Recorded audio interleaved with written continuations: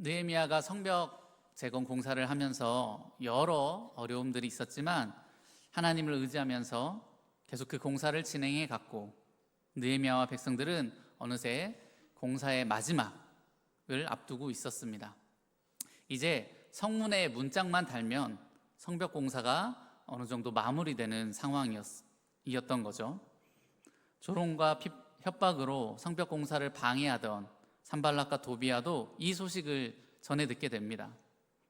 성벽이 거의 다 완성되었으니 이제 뭐 어떻게 할 수가 없겠구나, 끝났네, 이렇게 포기할 법도 한데, 산발락과 도비야는 끝까지 그 방해를 멈추지 않고 오히려 느헤미야를 제거하려 듭니다. 먼저 그들은 느헤미야에게 편지를 보내어 우리 좀 만나서 협상을 좀 하자, 이렇게 제안합니다. 협상하는 척 하면서 느헤미야를 죽이려 했던 거죠. 이에 느헤미야는 이들의 계략을 눈치채고 내가 큰 공사를 하고 있어서 내려갈 수가 없다, 이렇게 거절합니다. 느헤미야가 이렇게 거절했음에도 불구하고 산발락과 도비야는 포기하지 않고 4번이나 반복해서 서신을 보냅니다. 그들의 집요함이 보이는 대목입니다. 아무리 편지를 보내어 끌어내려 해도 느헤미야가 움직이지 않자 이번에는 그들이 작전을 변경합니다. 우리 함께 5절에서 7절 다시 한번 읽어보겠습니다. 5절에서 7절입니다. 시작.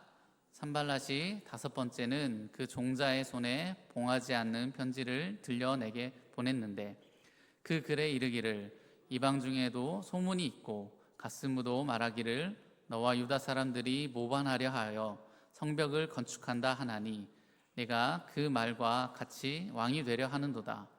또 내가 선지자를 세워 예루살렘에서 너를 들어 선전하기를 유다의 왕이 있다 하게 하였으니 지금 이 말이 왕에게 들릴지라.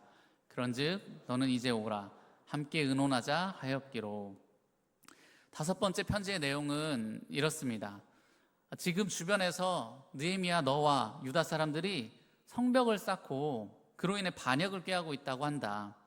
느헤미야, 네가 왕이 되려 한다는 소문이 퍼져 있다. 그리고 이 소문이 만약에 아닥사스다 왕에게 들린다면 왕이 가만히 있겠냐?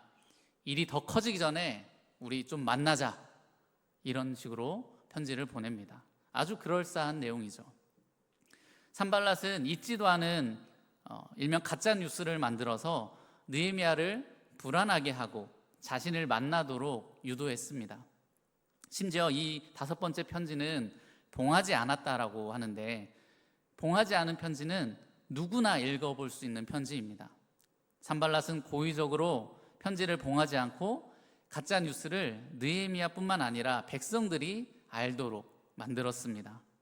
뭔가 굉장히 불안한 여론을 만들어서 느헤미야의 리더십과 공동체의 분위기를 흔들어 놓으려는 계획이었던 거죠. 그러나 느헤미야는 여기에도 동요하지 않고 편지의 내용이 거짓이다, 이렇게 반박합니다. 자, 이렇게 이 정도 했으면 이제는 정말 공격을 멈출 법도 한데, 산발락과 도비야는 또 다른 방식으로 느헤미야를 함정에 빠뜨리려 합니다.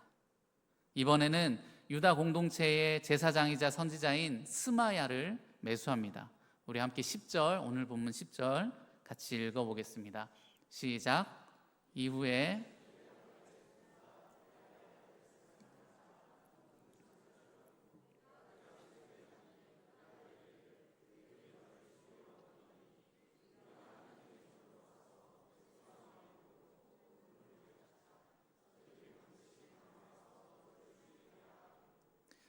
한동안 보이지 않던 그 스마야를 이상히 여겨 느헤미야가 그를 찾아가게 됩니다. 자신을 찾아온 느헤미야에게 스마야는 적들이 너를 죽이러 올지 모르니까 오늘 나와 함께 성전에 숨자라고 이렇게 제안합니다. 성벽 재건에 함께 참여한 사람이 이런 제안을 하니 넘어갈 법도 하죠. 그러나 느헤미야는 자신은 제사장이 아니기 때문에 율법을 어기면서까지 성전에 들어갈 수 없고 성벽 공사의 책임자로서 자리를 비울 수 없다, 이렇게 거절합니다. 또한 어떤 이유인지는 알 수 없지만 거절하는 순간 느헤미야는 스마야의 제안이 산발랏의 계략이라는 확신을 갖게 됩니다. 이렇게 느헤미야는 자신을 해하려는 그 끈질긴 적들의 공격을 잘 헤쳐갑니다. 하지만 이런 일을 당하는 느헤미야의 마음은 어땠을까요? 아마 결코 온전치 못했을 것입니다. 하나님을 위해 거룩한 사명감을 갖고 일을 하고 있는데 산발락과 도비야가 계속해서 음해하고 공격하니 스트레스를 받았을 것입니다. 심지어 자기 편이라 생각했던 그 스마야의 배신은 아마 그에게 굉장히 큰 상처였을 것입니다. 누구도 믿을 수 없게 된 상황이 된 거죠. 이들뿐만 아니었습니다. 오늘 본문 14절을 보면 예언자 노아디아의 위협도 있었고 또 다른 다수의 예언자들의 위협이 있었음을 알 수 있습니다. 그야말로 정말 공사를 하는 그 순간 평안한 날 없이 계속해서 문제들을 마주했던 것이죠. 우리가 신앙의 길을 걸어갈 때에도 아마 이런 순간들이 있을 것입니다. 신앙의 길을 잘 걸어가고 싶은데, 하나님 뜻대로 잘 살아가고 싶은데 여러 문제들이 자꾸만 우리를 주저앉게 만들 때가 있죠. 문제가 또 다른 문제를 낳고 어느 하나 해결했더니 거기서 끝이 아니라 더 큰 문제가 찾아오기도 합니다. 직장에서의 문제가 있었는데 그것을 겨우겨우 해결했다 싶었는데 또 이번엔 가정의 문제가 찾아오고, 가정의 문제가 좀 괜찮아졌다 싶었는데 개인의 건강의 문제가 찾아오기도 합니다. 이럴 때 우리의 마음이 어떻습니까? 너무도 우울하고 두렵고, 정말 누가 살짝만 건드려도 울음이 왈칵 쏟아지거나 분노가 터질 것처럼 굉장히 불안정한 상태가 됩니다. 아무리 삶이 고통의 바다라지만 계속되는 그 문제 앞에 우리는 정신이 아득해지고, 신앙의 길은 대체 뭐가 이렇게 힘든가, 그냥 모든 걸 놓아버리고 싶다, 이런 생각이 들기도 합니다. 적들의 집요한 공격을 받았던 느헤미야는 그런 상황 가운데서 분명히 앞에서 말했던 그런 마음을 느낄 만한데 어떻게 그 순간을 이겨냈을까요? 우리 함께 9절 같이 읽어보겠습니다. 9절입니다. 시작. 이는 그들이 다 우리를 두렵게 하고자 하여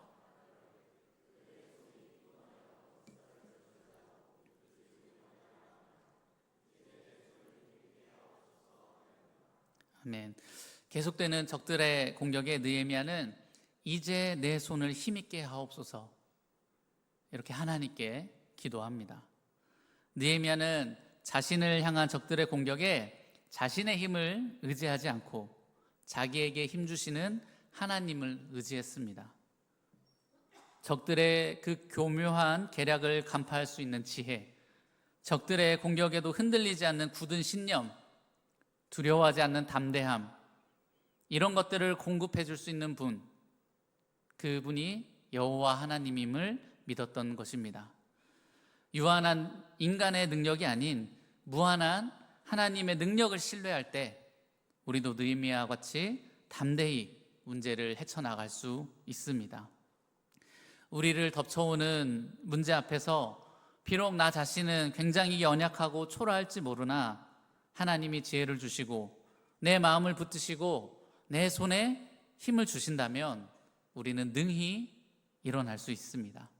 우리를 넘어뜨리려는 사단의 공격도 이겨낼 수 있습니다. 우리의 공급자, 우리의 힘 되신 하나님을 붙들 수 있길 바랍니다. 우리 다음 14절 또 한번 읽어보겠습니다. 14절 시작. 내 하나님이여 도비야와 산발락과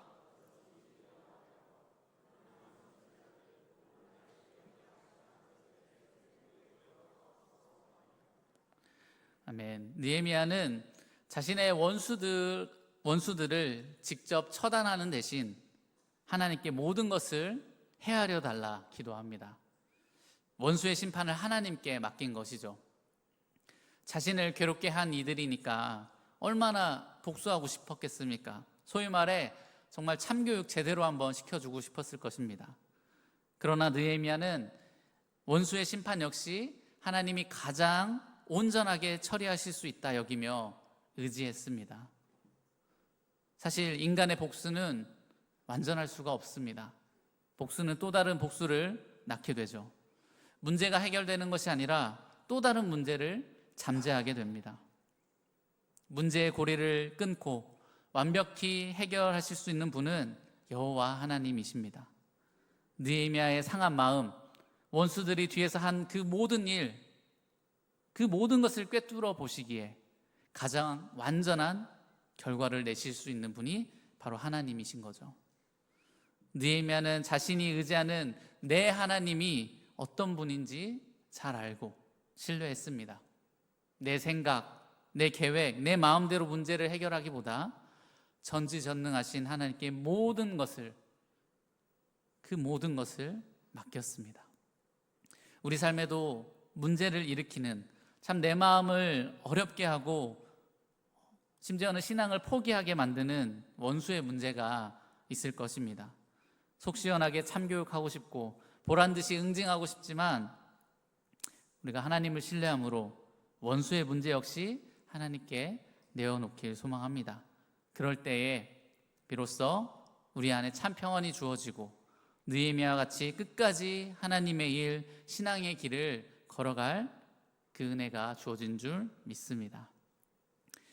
말씀을 마무리하겠습니다. 산발락과 도비아의 공격처럼 우리 삶을 위협하는 문제가 있지 않습니까? 때론 그 문제로 마음에 힘이 없고 어둠이 가득 들어찬 것 같기도 할 것입니다. 그럴 때 바라기는 오늘 우리가 기도하면서, 그 문제를 놓고 기도하면서 느헤미야가 의지했던 하나님을 우리 모두 의지하는 기도의 시간 되길 원합니다. 단지 내게 주어진 그 문제에 매몰되고 그 문제로 인한 두려움에 매몰되는 게 아니라 우리 손에 힘을 불어 넣어 주실 하나님, 원수의 문제도 이겨내게 하실 그 하나님을 바라보고 의지하는 시간 되길 원합니다. 사단의 공격이, 우리 삶의 문제가 나를 집요하게 넘어뜨리려 한다면 우리 역시 집요하게 하나님을 붙들길 원합니다. 하나님, 여러 문제들이 나를 힘겹게 하지만 내게 힘을 주옵소서. 원수로부터 나를 구원하시고 나를 향한, 우리 공동체를 향한 하나님 뜻을 이루어 가시옵소서라고 우리 간절히 하나님을 의지하길 원합니다. 그리하여 하나님 주신 새 힘을 얻고 당당히 신앙의 길을, 당당히 하나님 주신 사명의 길을 걸어가는 우리 팔복교회 성도님들 되길 간절히 소망합니다. 기도하겠습니다.